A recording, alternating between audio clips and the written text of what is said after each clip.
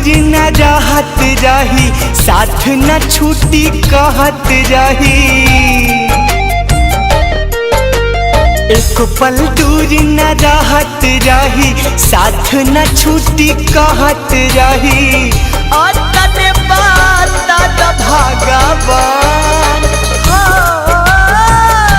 कहाँ चली गई हमर जान।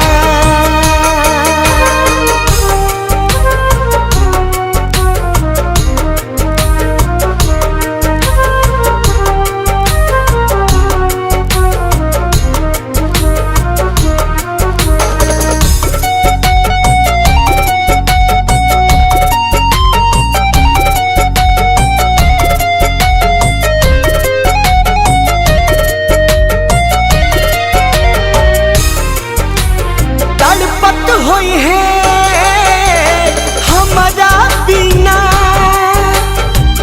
गिरत होई आँखिया से पानी।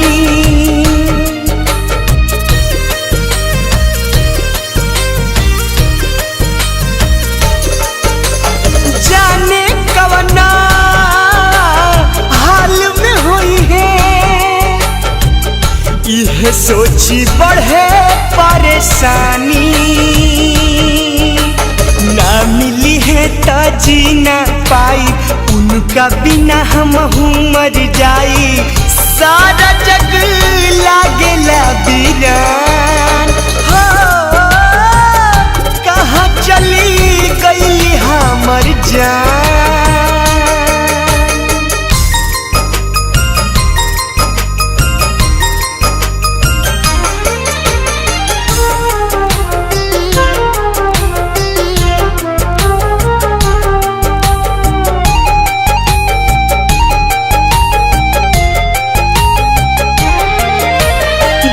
बन खोजनी ताल तलैया, कतही नयली नजरिया।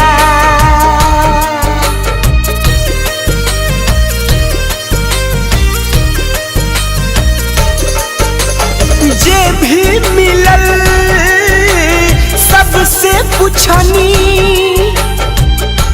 केहू बतावे न खबरिया।